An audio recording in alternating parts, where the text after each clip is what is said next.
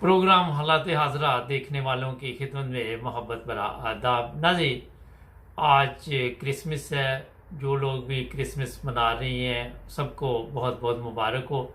और कायद आज़म की वलादत का दिन भी है आज, वो भी सबके लिए बबरकत है। चलेंगे पाकिस्तान, आज हमारे दोस्त होंगे पाकिस्तान से, सियासी सूरत हाल पर बात करते हैं। जी जनाब, अस्सलाम वालेकुम। वालेकुम अस्सलाम। क्या हालात चल रहे जनाब? परवेज लाई जो गेम शेम डाल रहा था, क्या उसके मुतल्लिक को बताइए हमारे वो देखना। वो वो वो इमरान खान को समझ आ गई। अच्छा। आज उसने ये कह दिया है कि अगर आपने हमारे साथ इलेक्शन लड़ना है ना हम्म। तो आपको बल्ले बकुबल लड़ना पड़ेगा। अच्छा। ये सोच ले। हम्म। क्लियर। अभी मैं वही पढ़ रहा था ठीक है। जो आज उसने कहा कि मूड सुनाई, अगर हमारे साथ रहना है तो इलेक्शन बल्ले बकुबल लड़ना पड़ेगा। हम्म। अच्छा, कुछ अब मतलब भी सुनी जवाब कोई नहीं किया। अब ये इमरान खान अपनी जगह पे ये कि असम्बलियां तोड़ दूंगा, असम्बलियां तोड़ने में मुश्किल नहीं हो रही अब तो? नहीं नहीं, अभी तक तो कोई मुश्किल नहीं। ये 11 के बाद जो सही पिक्चर है उस समय आ जाएगी।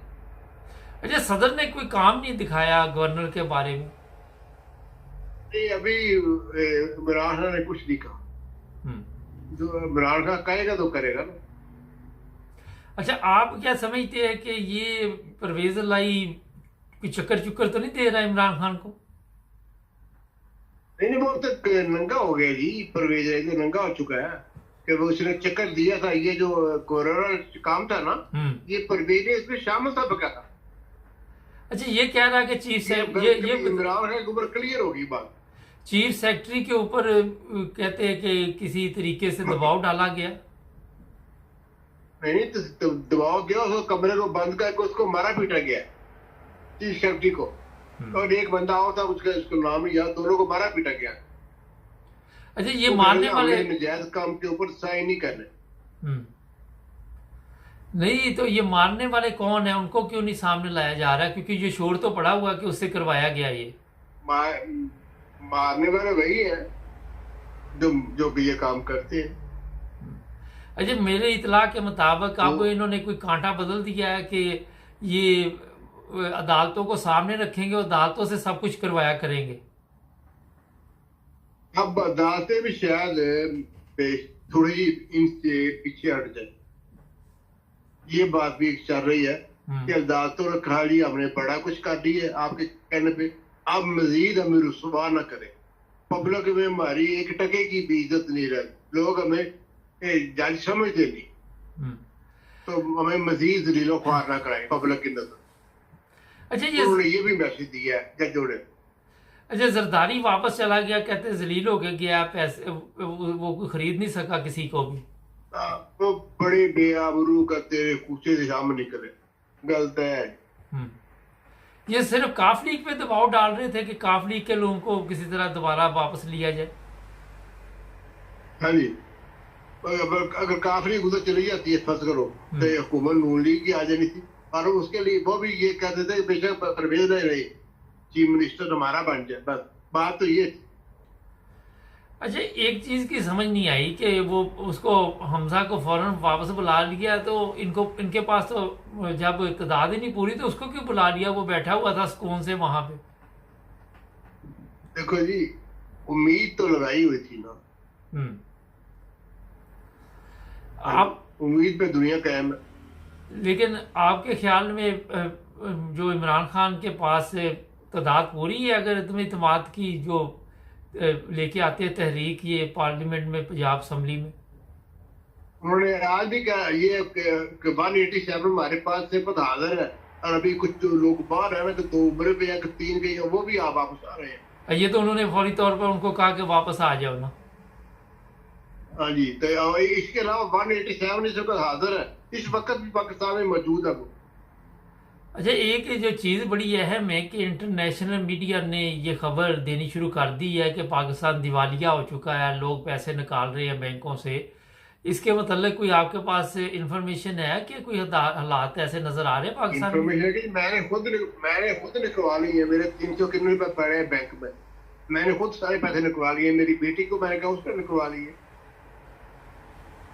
आप ये बड़ी पुरानी खबर है कि इंटरनेशनल मीडिया ये दे रहा है कि पाकिस्तान दिवालिया हो चुका है, वो तो कहते हैं हो चुका है। अच्छा, वो खोसा ये हम साहब डिक्लेयर ना करें अलग बात है। खोसा साहब ने ये बात कह दी है कि ये निज़ाम जो जुल्म का है ये नहीं चल सकता, तो वो भी आहिस्ता आहिस्ता उसको भी समझ आ गई है। खोसा ने बगावत कर दी, चलो देर आए दुरुस्त आए, बगावत कर दिया जरदारी से। पहले वो हसनबाज खोखर ने की थी, अब इसने बगावत कर दी। अच्छा, उसने यहाँ तक कहा है कि इन्होंने ये एटम बम बेचने वाले हैं। हाँ बिल्कुल, उसका ये उसने यहाँ तक कहा। अच्छा, तो उसको क्या जरूरत थी गलत बात करने की? वो ज़ाहिर पार्टी के अंदर बैठा इजलासों में, तो उसने जब ये बात की है तो कोई ना कोई तो बात हुई होगी ना। ज़ाहिर है आपके पास अब है भी कुछ नहीं और बेचने के लिए। नहीं, आपको शायद पता नहीं, जब सदर था ना ये जरदारी, तो इसने अपना अमेरिका को ऑफर की थी कि $100 अरब दे दो तो मैं आपको ये सारा जो है ना मलबा उठवा देता हूँ एटम बम का। लेकिन उस वक्त जनरल जब उन्होंने शटअप कॉल दी इसको, जरदारी को। ये उस वक्त की बात है जब ये प्रेसिडेंट था। इसको क्या लगे मुल्क से, इसको तो पैसे की जरूरत है, पता नहीं उसने अपनी बीवी का अंजाम ही नहीं देखा क्या हुआ। अच्छा, ये और इसका अपना क्या होगा। ये चीफ ऑफ आर्मी स्टाफ के मतलब ये भी खबर आ रही है कि उन्होंने भी कहा कि हम ना किसी को भिजवाएंगे ना किसी को लेके आएंगे। कोई इस तरह की खबर आपने भी सुनी?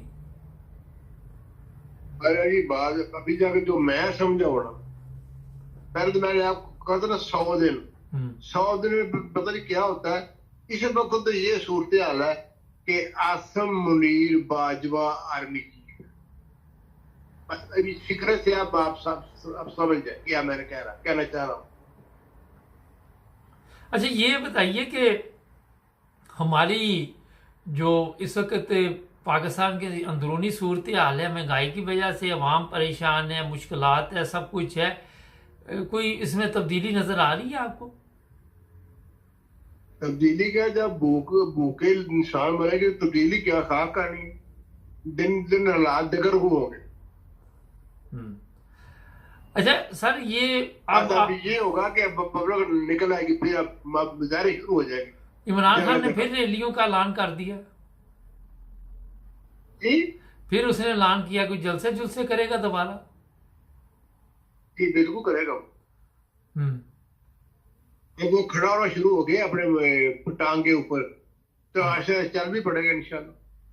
अच्छा, ये अभी तक बड़े अफसोस की बात है कि सोशल मीडिया पे लोग समझे कि उसको गोली नहीं लगी, किसी कोई कहता मैं इसने खुद मार ली, कौन मारता है। नाज़रीन, एक बात का मैं इजाफा कर दूं, मुझे याद आ गया कि कोई भी बंदा प्रोग्राम हमारे साथ करता है, उसकी ज़ाती राय होती है, उस पर आप हमें नहीं कुछ कह सकते, क्योंकि ये चैनल अवामी चैनल है और इसमें अगर कोई भी आके नवाज शरीफ के हक़ में बोल लेता है या मरियम के बारे में कुछ कहता है या कुछ भी कहता है, तो वो उसकी ज़ाती सोच है। इस प्रोग्राम में हम कोशिश करते हैं कि असल चेहरे क्या हैं लोगों के, वो सामने लेके आए। पिछले दिनों एक मैंने प्रोग्राम किया, मैं नाम नहीं लूँगा, वो मुझे भी कमेंट्स में लिख रहे हैं कि आपने इस बंदे के साथ प्रोग्राम क्यों किया, क्योंकि अब एक बंदा हमारे साथ प्रोग्राम कर रहा है तो सुननी पड़ती है। क्यों जी?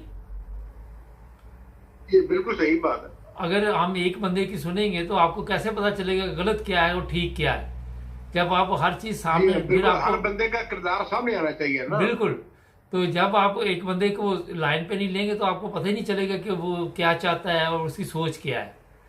अच्छा, अब आप समझ रही हैं कि क्योंकि लोग हमारे ऊपर इतराज शुरू कर देते हैं कि आपने क्यों प्रोग्राम उनके साथ किया है, इसमें अब कोई हरकत नहीं, वो भी सियासतदान रहा है अपने वक्त में एक बंदा, तो हम तो हर बंदे को मौका, हर आदमी को हक है जी अपने ख्याल का इज़हार करें, अब हर आदमी को हक हासिल है। हाँ बिल्कुल, तो इसलिए फौरी तौर पर मेरे ऊपर हमने ना कर दिया कि मैं अगर कोई ऐसी बात क्योंकि करूं फिर आप कर सकते हैं, लेकिन मैं सुन के तो उससे सवालात तो कर सकता हूँ ना कि जनाब ये चीजें गलत जा रही हैं। वो बिल्कुल बिल्कुल ठीक, अगर वो जवाब गलत देता जाए तो लंदन में आपके ऊपर कोई पाबंदी है?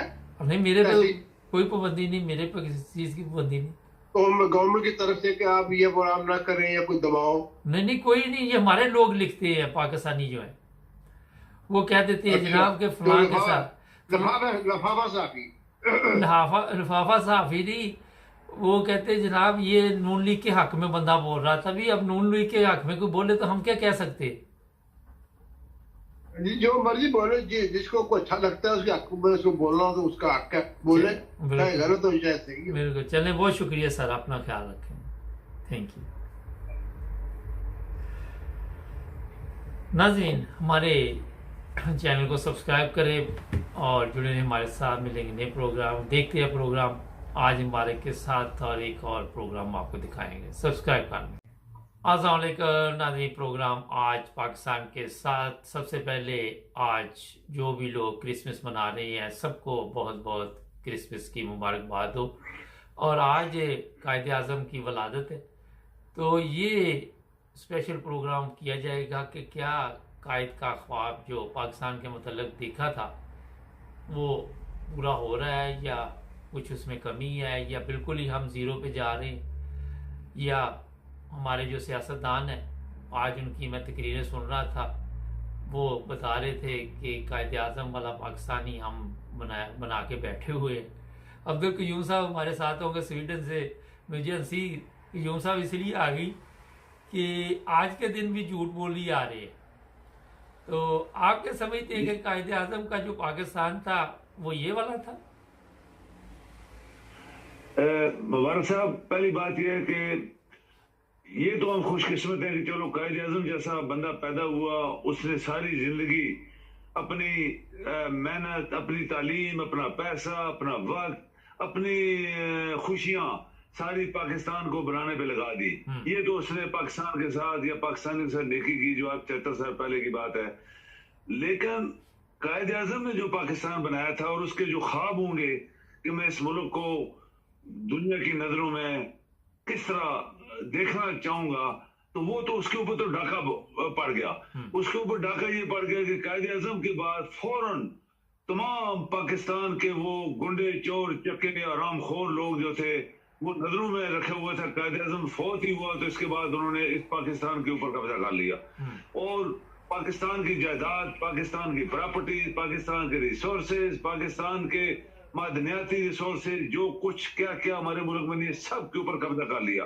और 75 साल तक आज तक पाकिस्तान डमाडोल है, पाकिस्तान की कश्ती डमाडोल है। कभी भी पाकिस्तान की कश्ती पुरसुकून तरीके से नहीं चल पाई। और ये हमारी बदबख्ती है कि पाकिस्तान में ना तो इंसाफ का जो कानून था वो उसने काम करके दिखाया, ना एडमिनिस्ट्रेटिवली पाकिस्तान चला। और पाकिस्तान को दयानतदार अगर सियासतदान जिस तरह बनाने वालों में लोग शामिल थे, उस तरह के सियासतदान नहीं मिले पाकिस्तान को जो दयानतदार होते, जो इस मुल्क के वफादार होते, जो पाकिस्तानी कौम की हमदर्दी उनके दिल में होती और इसमें तफरकाबाजी खत्म हो जाती। ये मुल्ले जब से इस मुल्क के अंदर हावी हुए हैं तो पाकिस्तान का बेड़ा गर्क खत्म हो गया।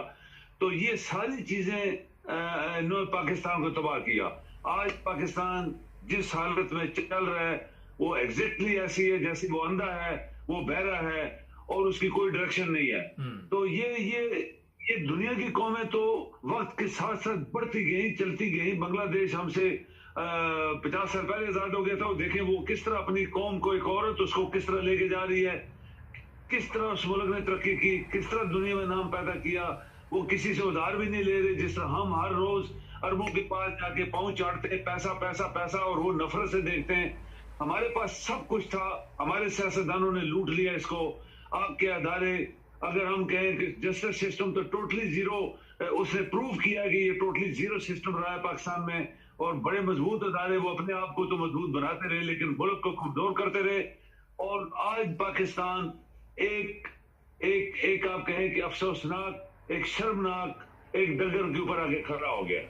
सर ये बताइए कि हमारे सियासतदान आज भी बकवास कर रहे थे, वहां पे आके झूठ बोल रहे थे कि हम पाकिस्तान के लिए ये कर रहे, हम वो कर रहे। ये मुझे बताएं कि ये सियासतदानों ने तो बेड़ा गर्क किया ही किया, अदालतों ने भी किया, हमारी फौज ने भी अपना किरदार अदा नहीं किया जिस काम के लिए वो आए थे। तो क्या वजह के एक इदारा भी ठीक ना चल सका? ये सही बात है, ये आपकी सही बात है, ये 100% मुबारक साहब आपने सही बात की है। किसी ने भी पाकिस्तान के लिए काम नहीं किया। हर बंदे ने, सियासतदान तो ये लुटेरे थे ना, कायदे आजम फौत हो गया, इसके बाद उन्होंने मुल्क को कब्जा कर लिया। वो शुरू से जागीरदार और जमींदार और ये लोग जो थे बिजनेसमैन, और वो खोटे सिक्के कायदे आजम ने कहा था मेरी जेब में, मैं मुझे अफसोस हो रहा है, ये सब लोग फिर खानदान हावी हो गए। फिर वो क्या कहते हैं, लोहा कूटने वाले और गटर चोर और सिंध में टिकटें बेचने वाले और कातल शामिल हो गए, उन्होंने कब्जा कर लिया मुल्क के ऊपर। तो आपके इदारों ने काम नहीं किया। आपके इदारे पाकिस्तान के लिए काम करते तो पाकिस्तान दुनिया की बेहतरीन सल्तनत होती, उसमें कोई तफरकाबाजी नहीं होनी चाहिए जैसे दुनिया में नहीं। हम यूरोप में बैठे हैं, यहाँ कोई तफरकाबाजी नहीं है। तू कौन है, तुम्हारा मजहब क्या है, तुम्हारी शक्ल क्या है, तुम किस मुल्क से आए हो, तुम्हारी रोजी क्या है, तुम काम क्या करते हो, कोई पूछता नहीं है। इसीलिए आज दुनिया के टॉप लिस्ट के ऊपर ये मुल्क जा रहे हैं। और हम मुसलमान हर बात को जाके मदीने शरीफ की गलियों के साथ जाके जोड़ते हैं। तो मुबारक साहब, ये बड़ी खुली बात मैं करने वाला हूँ, ये जितने मुल्ले आज मदीने की गलियों और फला 1400 साल पहले ये मदीने की गलियों में जाते तो एक भी वापस ना आता वहां पे, वहां से जो 1400 साल पहले हालत थी। तो ये हम लोगों को, ये नालायक लोगों को, अनपढ़ लोगों को बेवकूफ बना के, दाढ़े बड़े बड़े लंबे रख के ये बेवकूफ बना के पैसे कमाते रहे, अपने अपने मजार बनाए हुए, वहां जाके लेटो, सजदे करो, जन्नत तुम्हें मैं लेके जाऊंगा, और जब खुद मरने की टर्न आई तो कहते हैं मेरे लिए दुआ करो। तो ये इस मुल्क के साथ बड़ी बड़ी ज्यादतियां हो चुकी हैं, और अभी भी पाकिस्तान नहीं समझ रहा। कहते हैं वो समझ, इसको बीमारियां लग गई हैं, इसको कैंसर हो गया है, इसको टीबी हो गई है, इसको क्या क्या बीमारी लग गई है। तो ये बीमारी कौन ठीक करेगा? ये बीमारी ठीक करने के लिए आपके इदारे काम नहीं कर रहे। तो एग्जैक्टली मैं आपको बताऊं कि कल एक ऐसा प्रोग्राम मैंने सुना थोड़ी देर के लिए, यकीन करो वो साफ कह रहे थे कि पाकिस्तान दिवालिया हो चुका है, पाकिस्तान की बुनियादें नीचे से काटी जा चुकी हैं, पाकिस्तान कोई फल देने वाला मुल्क नहीं बन रहा, पाकिस्तान के ये लोग जो सियासतदान हैं ये हकीकत में दुश्मन हैं, और आपके इदारे पाकिस्तान के लिए काम नहीं कर रहे तो पाकिस्तान नहीं रह पाएगा। अगर पाकिस्तान को रहने के लिए 75 साल दिए गए तो ये नहीं चला। तो अभी तो जिस डगर पे, जिस हालत में, जिस कश्ती जो समंदर में खुली घूम रही है, कोई नेविगेटर नहीं है, कुछ नहीं है, कोई इसको पानी पिलाने वाला नहीं है, कोई पैसा देने वाला नहीं है, कोई रिपेयर करने वाला नहीं है, तो ये मुल्क नहीं चलने वाला। सर, ये बड़ी एक अहम बात की कि जन्नत में भिजवाने के लिए मुल्ला वहां बैठे हुए हैं, मुल्क तो उन्होंने जहन्नम बना दिया, तो जन्नत में कैसे भिजवा सकते हैं ये? यही तो बात है ना। अगर आप देखिए, मुबारक से अगर पढ़े लिखे लोग होते, कुरान करीम अल्लाह की किताब है, अल्लाह ताला ने इस्लाम जो नाज़िल किया वो कुरान करीम है। कुरान करीम आप पढ़ते ही नहीं हो, लोगों को पढ़ना आता ही नहीं है, मुल्ले इसको पढ़ने ही नहीं आता, उसका तर्जमा चाहिए। जब आप कुरान शरीफ पढ़ेंगे तो आपको पता लगेगी ना जन्नत कौन देने वाला है, पैदा किसने किया, किसने इज्जत दी, किसने रिजत दिया, कौन मुसीबतों से बचाता है, कौन मौत देता है, कौन जिंदगी देता है, कौन जन्नत देगा, कौन दोज़ख देगा। तो वो तो कुरान करीम में लिखा हुआ है ना। जब ये पढ़ते ही नहीं है तो ये जाए लोग जो गांव के लोग हैं, देहाती और इस तरह के लोग जो जिनको अल्लाह बे भी नहीं आता, वो पहले तो अल्लामा इकबाल के शेर पढ़ के खुश होते हैं, फिर दाता बनाया हुआ है, पीर बनाया हुआ है, आका बनाया हुआ है, मौला बनाया हुआ है, उनके पांव चाटते हैं जाके हमें जन्नत मिल जाएगी, हम बच पाएंगे। तो बच तो कोई भी नहीं पाएगा, क्योंकि ना दाता बचा सकेगा, ना आका बचा सकेगा, ना मौला बचा सकेगा, ना कोई और बचा सकेगा, वो तो अल्लाह बचा सकेगा। और अल्लाह ताला ने तो देखने अमल आपके मेरे लिए जो कुरान शरीफ में कहा, कौन नमाजें पढ़ता था, कौन कुरान शरीफ पढ़ता था, कौन लोगों की खिदमत करता था, तो वो तो उसके ऊपर आपको वहां पे जजा और सजा मिलने वाली है। तो ये लोग जो हैं, ये लोगों ने पाकिस्तान का बेड़ा गर्क कर दिया, इन्होंने मुसलमानों को बरगला दिया, मुसलमानों को पटरी से उतार दिया, जो मुसलमान बनने वाले थे। मुसलमान तो वो है जो कुरान पढ़ते हैं, जो कुरान के अंदर लिखा हुआ है उसके ऊपर फॉलो करते हैं उसको। तो इन लोगों ने बेड़ा गर्क किया, मजार बनाए हुए हैं, वहां पे चाटो उनको मजार जाके, और दाता बनाए हुए हैं, वहां पे चादरें चढ़ रही है, लह रही है, उतर रही है, चढ़ रही है, और लोगों का हाल देखो बाहर, उनको अल्लाह बे नहीं आता, उनको नमाज नहीं आती, उनको कलमा पढ़ना नहीं आता, तर्जमा ही नहीं आता कलमे का। तो ये मुबारक साहब हमारे लिए ये बहुत बड़ा एक चीज जो पैदा हुई इस मुल्क के अंदर, इस्लाम के नाम पे मुल्क तो बनाया, ऐसे पेपर वर्क किया, लेकिन उसके अंदर तो इस्लाम नहीं आया, इस्लाम है ही नहीं पाकिस्तान के अंदर। जमहूरियत के नाम पे हम जमहूरी मुल्क, फलां मुल्क, अल्लाह बेबी जमहूरियत की पाकिस्तान के अंदर चल रही। और अदारे आपके दो बड़े, तीन जो अदारे थे, आर्मी आपने बनाई बॉर्डर के लिए, आपके जजेस इंसाफ के लिए, और आपकी एडमिनिस्ट्रेशन, ये तीनों फेल हो गए।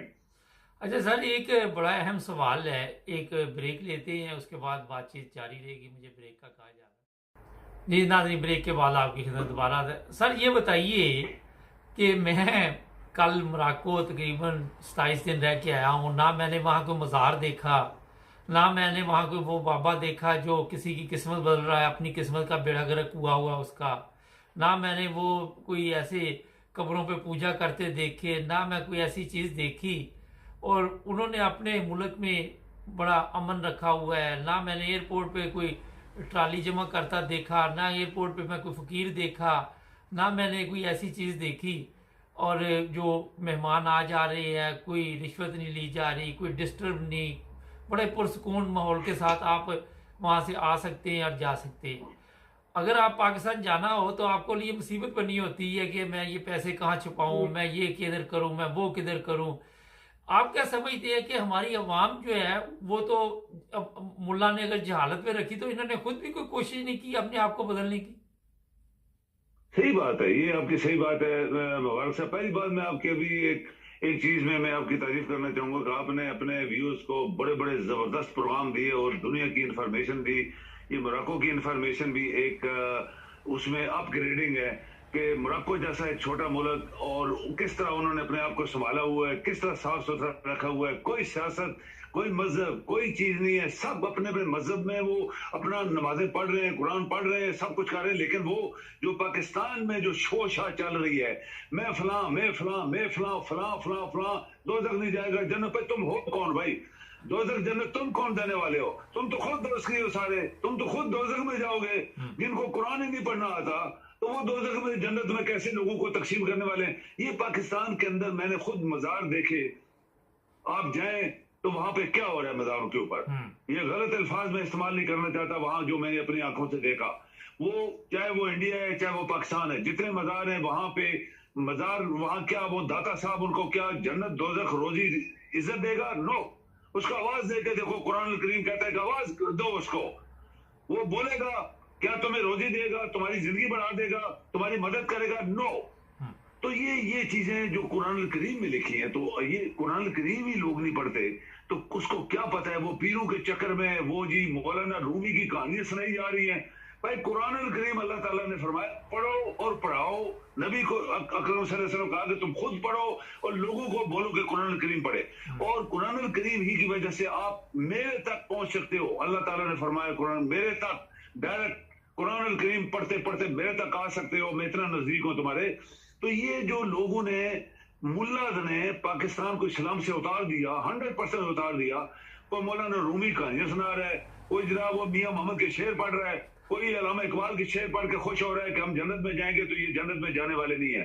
आप हजार आज उम्र कर रहे हैं, आराम की कमाई से, बदनीति से, मुनाफिक होने से एक भी आपको प्लस पॉइंट नहीं मिलने वाला मक्का शरीफ से या मदीना शरीफ से। इसलिए कि जो अल्लाह चाहता है अगर हम वो नहीं करेंगे तो हमें कुछ नहीं मिलने वाला। इस्लाम पाकिस्तान में मुल्ला ने खत्म किया है। पाकिस्तान के लोगों को जहन्नम भेजने के लिए उन्होंने एक रास्ता बता दिया है कि तुम सब जहन्नम में जाओगे, ये काम करो, तो वो कर रहे हैं। तो असल में ये बात है कि हमारा पाकिस्तान के अंदर ना तो अदारों ने काम किया और ना मुल्ला ने सही रास्ता बताया लोगों को कि ये कुरान पढ़ो, कुरान करीम ही इस्लाम है और कुरान करीम में ही अल्लाह ताला की बातें जो अल्लाह ताला हमसे मांगना चाहता है, हमसे पूछना चाहता है, हमको देना चाहता है, हमें बचाना चाहता है, वो सिर्फ कुरान करीम में लिखा हुआ है। मुल्लास की किताबों को कौन पढ़ता है? मुल्लास की किताबें जो है इन्होंने अपने बनाए हुए जनाब 100 तो फिरका बनाया हुआ है, फलां जनाब ये वो, फलां टी ये वो, सब फ्रॉड, सब झूठ, सब मुनाफिक होना है उसके अंदर। तो मुबारक साहब ये होता रहा हमारे साथ और आज भी जो हो रहा है हमारे साथ, तो उससे तो ऐसे ही है जैसे हम लोग एक अंधेरी रात में बगैर मंजिल देखे आगे चलते जा रहे हैं और उसका रिजल्ट क्या आने वाला है कि आखिर एक दिन हम समुद्र में गिरेंगे जाके, इसलिए कि अंधेरा है, मंजिल हमें पता नहीं है। पाकिस्तान को आपके किसी अदारे ने मुल्क चलाने के लिए काम नहीं किया।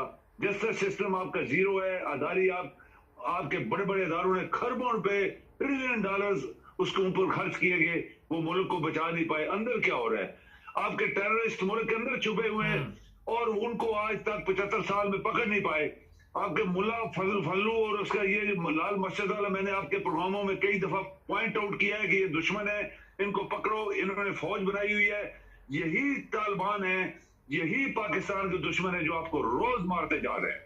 अच्छा, ये एक चीज़ का इजाफा मैं इसलिए मिसालें देता हूँ कि मैंने पुलिस वाले के पास पिस्टल नहीं देखा जनाब। वहाँ पे ना शायद होंगे कम लोगों का पास, इक्का दुक्का के पास कोई ऐसी जगह होगी जहाँ होंगे, मगर जहाँ आम मोहल्ले हैं वहाँ पे या आम पब्लिक फिर रही है, एक बड़ा पुरअमन माहौल था। जब मैं वहाँ से आने लगा तो एयरपोर्ट पे इमिग्रेशन वाले ने मुझे पूछा कि कैसा लगा मुल्क। मैंने उसको बताया कि बहुत अच्छा, लोग भी बड़े अच्छे, खुराक बड़ी अच्छी, मिलावट नहीं, ये वो, काफ़ी वो मुस्कराया और खुश हुआ और बड़ी अच्छे तरीके के साथ बातचीत उसके साथ हुई। अच्छा, हमारे मुल्क में जो मैंने क्यूम साहब साहब लगाया कि शिरक ने बर्बाद कर दिया हमारे मुल्क को। वहाँ पे ये नहीं कि शिरक पीरों का होता है, वो सियासतदानों को भी अपना वो पता समझते हैं, आपके क्या समझते हैं, सरदार समझते हैं।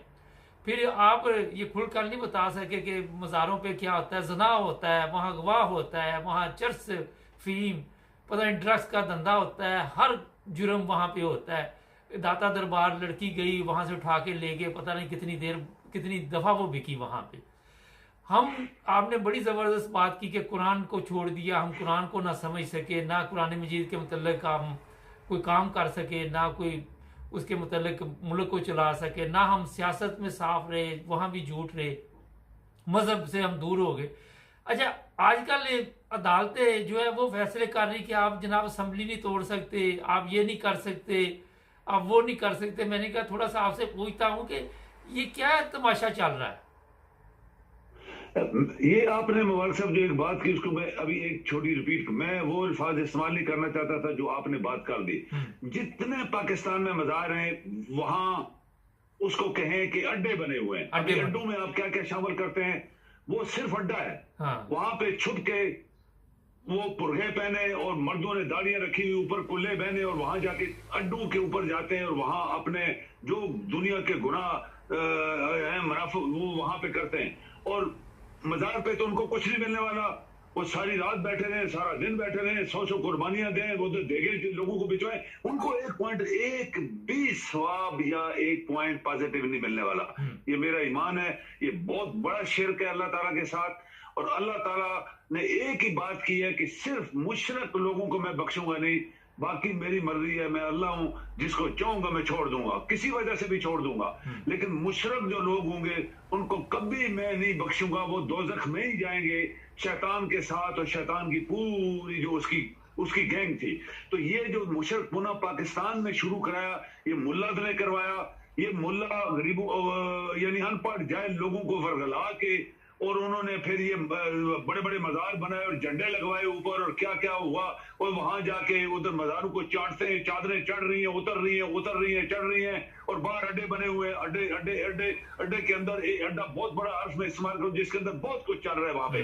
तो ये पाकिस्तान में हमारे किसी भी अदारे ने इन चीजों को नहीं पकड़ा, वरना दुनिया में जैसे आपने मोरक्को की मिसाल दी, पूरी अरब दुनिया में आप जाए, किसी जगह कोई शख्स कोई झंडे लगा के मज़ारों के ऊपर नहीं बैठा। सब लोग अल्लाह को याद करते हैं, कुरान करीम पढ़ते हैं और डरते हैं, नमाज़ें पढ़ते हैं, अपने अपनी यानी वो क्या कहते हैं कि आकबत बनाने के लिए लगे हुए हैं। और कौन जन्नत में जाएगा कौन नहीं जाएगा ये अल्लाह ही फैसला करेगा, बंदे तो कर नहीं सकते। तो ये पाकिस्तान को टोटली मजहबी असाब से उतारने वाली ये मुल्लाज हैं।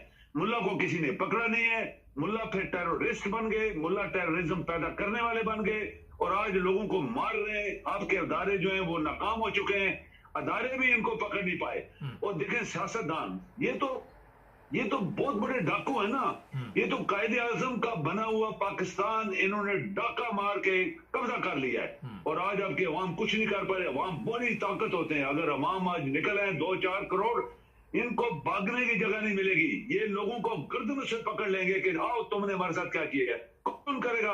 पाकिस्तान की अवाम वो जाहिल हो चुकी है, वो क्या बैरी हो चुकी है, वो पागल हो गए, उनको कोई समझ नहीं आ रही कि हमारे मुल्क के साथ क्या हो रहा है। आपके जजेस बहुत कुछ कर सकते हैं मुबारक साहब, अगर जजेस आपकी सुप्रीम कोर्ट मिल के तमाम जजेस हाई कोर्ट और सुप्रीम कोर्ट के बैठ के डिसीजन दें कि मुल्क नहीं चल रहा, तुम लोग खा गए हो, सारी दौलत तुम लोगों ने लूट ली है, लिहाजा ये हमारा डिसीजन है कि तुम फौरन असेंबलियां डिसॉल्व करो और नए इलेक्शन कराओ और उसको हम कंट्रोल करेंगे। तो हो सकता है, लेकिन करेगा कौन? सवाल ये है कि करेगा कौन? हम आर्मी की तरफ बार बार क्यों देखते हैं? आर्मी तो बॉर्डरों के लिए बनाई गई थी, और आर्मी वाले ने क्या क्या किया बाजवा ने इस मुल्क के अंदर? एक जनरल होकर उसने इस मुल्क के साथ गद्दारी की, उसके खिलाफ गद्दारी का मुकदमा चलना चाहिए। कौन चलाएगा? हाँ, इमरान भी आया तो मुझे नहीं पता, क्योंकि 3-3.5 साल इसने वैसे गुजारे थे, इनको डील डाल दे के अपना वक्त गुजार के चला गया और उसको उल्टी सजा मिली। आज पाकिस्तान खड़ा हो सकता है अगर 2 अदारे, आपका जस्टिस सिस्टम और आर्मी मिल जाए और पाकिस्तान के लिए सोचें और काम करना शुरू कर दें, तो पाकिस्तान शायद फिर बीमार, जिसको कहते हैं पाकिस्तान सिक बीमार, ये पाकिस्तान है जो भी बीमार है, इसको बीमार शायद इसको दवाई मिले और ये फिर इसके अंदर ताकत आए और ये खड़ा हो जाए। बहुत शुक्रिया सर आपका, आपने टाइम दिया, थैंक यू जी। थैंक यू जी। नाज़रीन, पाकिस्तान चल सकता है जिस तरह सर ने बताया, 2 इदारे ठीक हो जाए, पूरा पाकिस्तान ठीक हो जाएगा। हमारे चैनल को सब्सक्राइब। अस्सलाम वालेकुम नाज़रीन, अब मैं एयरपोर्ट मराकश पे पहुंच गया हूं, वापसी ही है आज, और मैंने कहा आपको दिखाते जाएं कि जनाब इतना कोई रश नहीं, अभी मैं बाहर ही हूँ। ये एयरपोर्ट आप बाहर से देख सकते हैं, डिपार्चर ना, ये मैंने कहा आपको दिखाता जाऊँ। और ये जनाब पीछे आप देख रहे हैं अराइवल, ठीक है। अभी देखते हैं, थोड़ा मैं जल्दी आ गया हूँ, बोर्डिंग कार्ड लेते हैं, फिर आपसे बातचीत चलती रहेगी। जी नाज़रीन, अच्छा ये मैं अंदर आ गया हूँ, अभी थोड़ा टाइम है, मैं पहले पहुँच गया हूँ। मैंने कहा आपको दिखा देते हैं, एयरपोर्ट का अंदर वाला हिस्सा है, और अभी बोर्डिंग कार्ड मेरा कोई 20-30 मिनट तक शुरू होगा, फिर आपसे और भी बातचीत है। ये एयरपोर्ट है, और यहाँ पे पाकिस्तान की तरह जब आपने अंदर आना है तो सामान लेके आना है, सामान चेक करना है, वहाँ पे गेट से दाखिल होते तमाम लोगों की चेकिंग होती है। जुड़े रहे मेरे साथ।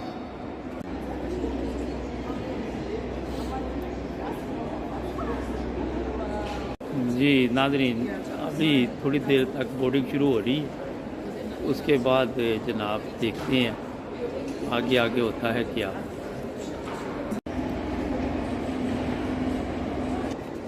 जी नाज़रीन, अपना सामान बुक करवा दिया, अब डिपार्चर वहाँ पे इमिग्रेशन चेक होगी, क्योंकि यूरोप में तो और तरीक़ाकार है, यहाँ पे ज़रा मेरा ख्याल है चेंज होगा। देखते हैं अभी और आपको बताते हैं।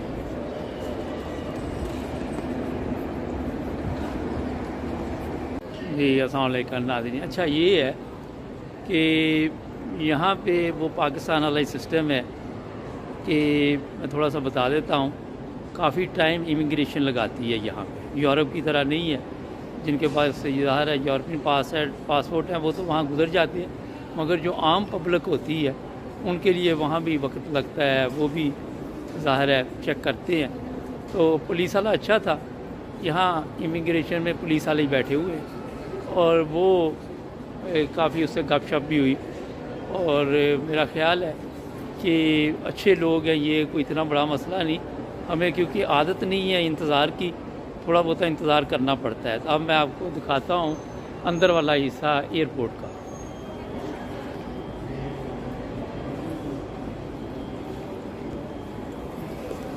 और ये जनाब ड्यूटी फ्री शॉप है यहाँ पे, ये भी आपको दिखा देते हैं परफ्यूम वगैरह,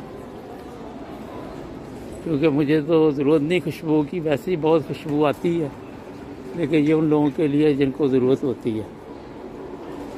ये जनाब, और लोग यहाँ से सिगरेट वगैरह भी लेते हैं, मगर मैं क्योंकि पीता ही नहीं हूँ तो मैंने लिए भी नहीं, इसीलिए।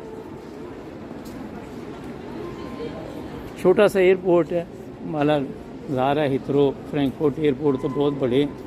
अच्छा ये ऑयल यहाँ पे बहुत बिकता है ये वाला, और ये लोग ख़रीदते हैं, मगर मेरा ख्याल है कि काफ़ी प्राइस इसकी यहाँ पे ज़्यादा होगी। तो जब भी आएँ तो सिटी में जाएं, वहाँ पे मिल जाता है आम।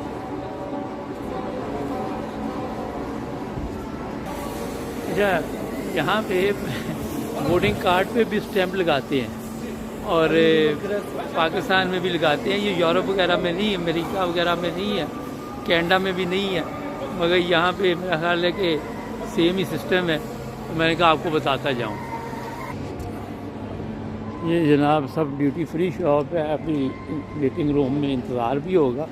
वहाँ पे आज हलाते हाजरा पे बातचीत भी करेंगे, मगर वो एक अलग प्रोग्राम होगा हमारा।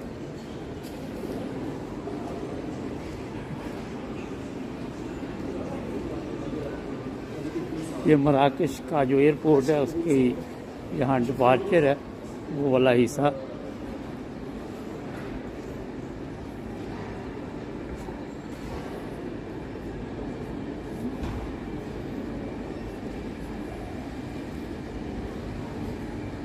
ये कॉफ़ी शॉप वगैरह। अच्छा, यहाँ पे कॉफ़ी का बड़ा है, वो पुदीने वाली चाय पिलाते हैं, लेकिन आपकी मर्ज़ी है, जो मर्ज़ी पिए और जिए।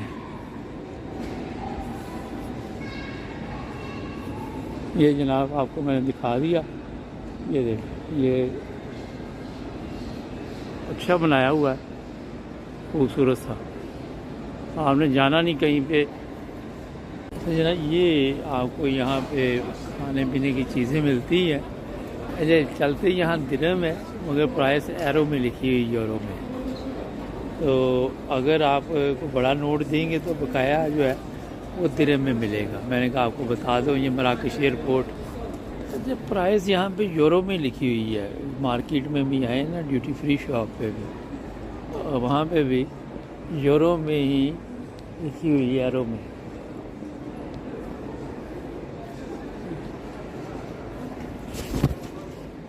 ये सिगरेट जो लोग पीते हैं उनको मैं दिखाऊं जनाब। और यहाँ पे सस्ती है, 34 यूरो में आपको मिलेगा ये पूरा सिगरेट का पैकेट। मैं तो पीता नहीं, मगर एक ही लेके जा सकते, दूसरा अगर आपने लिया तो पकड़ेंगे तो एक और नया से आपका। जब प्राइस यहाँ मैंने आपको बताया यूरोप से कुछ ज़्यादा ही है। यूरोप एयरपोर्ट में जो है वो कम है, यहाँ कुछ ज़्यादा ही है। मैंने चेक की है ताकि आपके इल्म में रहे। महाराज जी, बहुत ज़बरदस्त ये मुल्क है मौसम के हिसाब से, और भी काफ़ी यहाँ फ़ायदे हैं। कभी आपको टाइम मिले तो यहाँ हॉलीडे पे आएँ।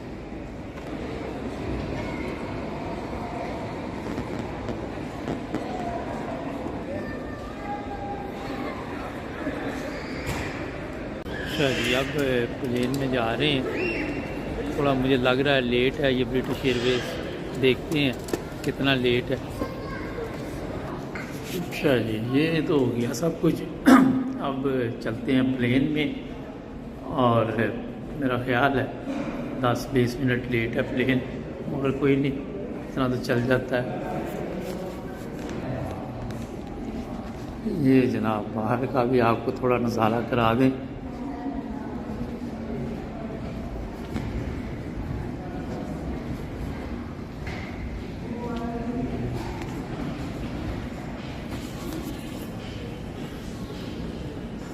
ये मराकश से लंदन फिर बोर्डिंग।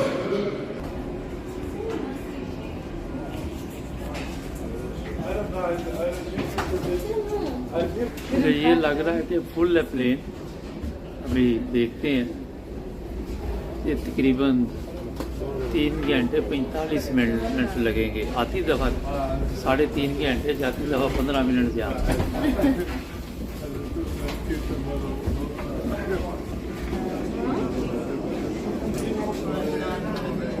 बड़ा आहिस्ता आहिस्ता चल रहा है सिस्टम प्लेन में जाने का।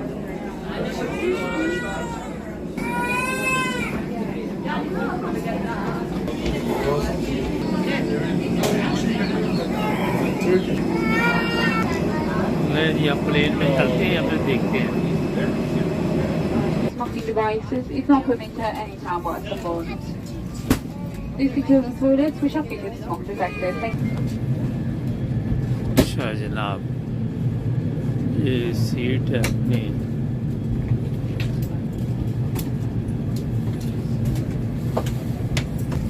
अच्छा जनाब, प्लेन में तो मैं बैठ गया हूँ, अभी लोग आ रहे हैं।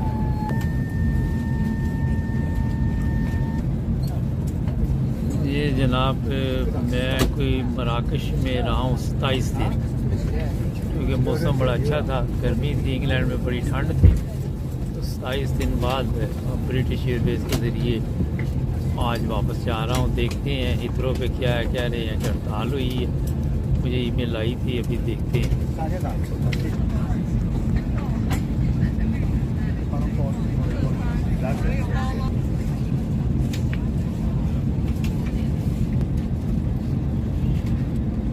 Crew, welcome aboard the Sweet Airways flight to London Heathrow Terminal 5.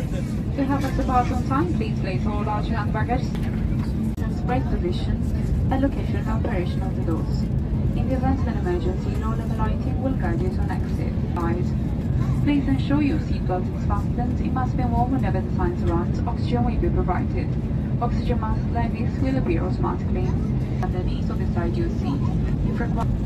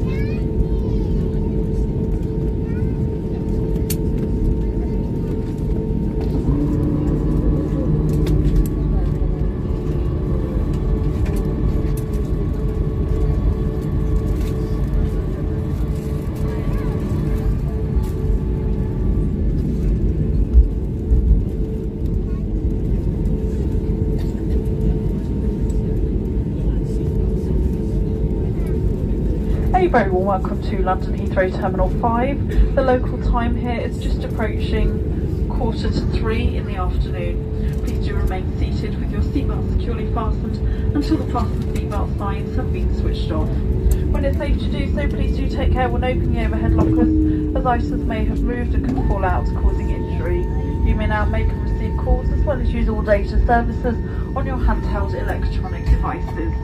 If your journey ends here at Heathrow, please follow the yellow signs for arrivals. If you are connecting onto another flight from Heathrow today, please check the information screens for your departing gate number if it is not yet displayed signs for flight connections. I'd like to thank you for choosing to fly with us today. It has been a great pleasure having you all on board, and we do wish you a very Merry Christmas and a Happy New Year. Thank you and a very good afternoon.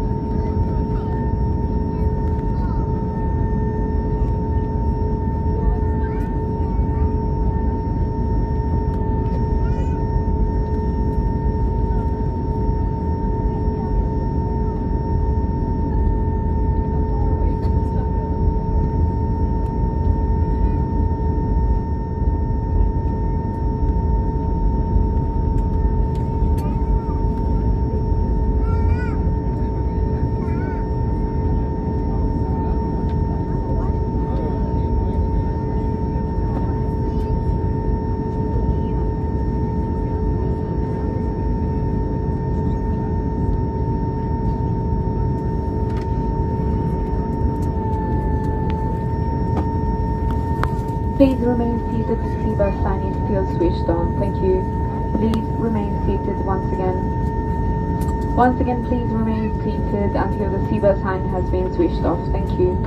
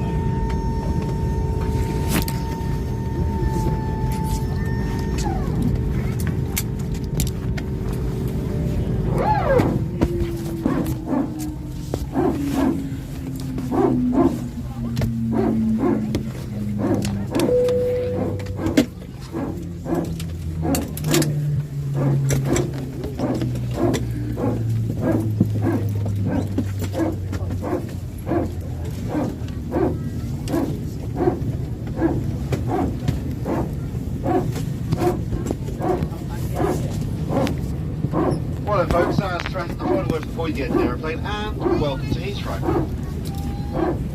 Right, well, first of all, delighted to say that we are still, what, 25 minutes early, which is good. Because we're not parked on the main terminal, we're parked on a, what's known as a remote stand, so very close to the main terminal.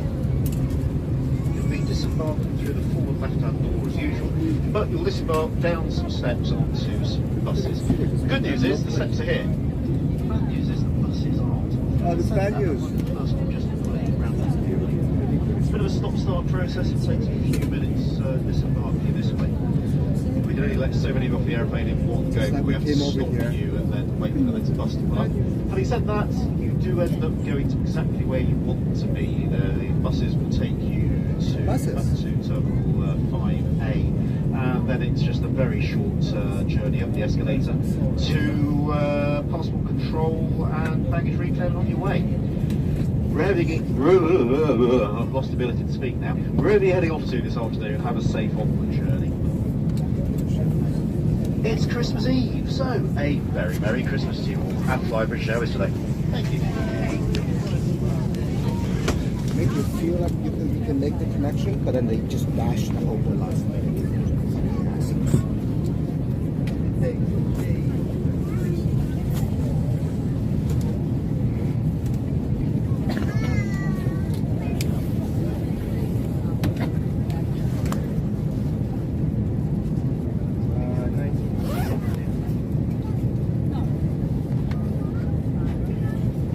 As you do leave us today, we are obviously disembarking you down some stairs and onto the buses.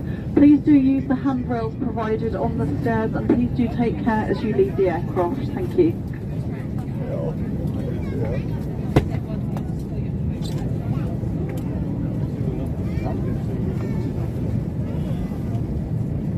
I'm hoping to make this connection.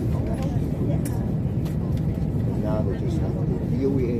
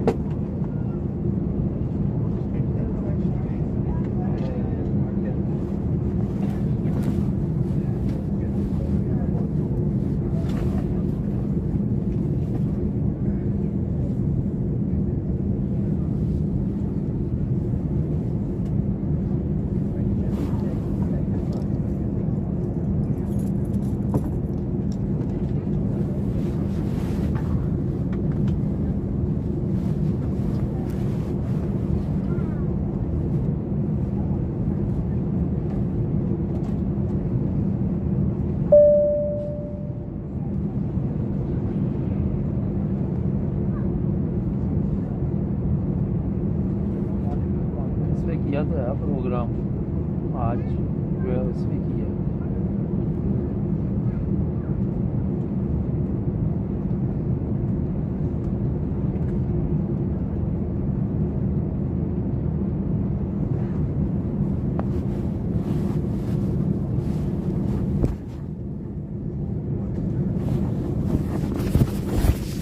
Sorry folks, it appears that the bus is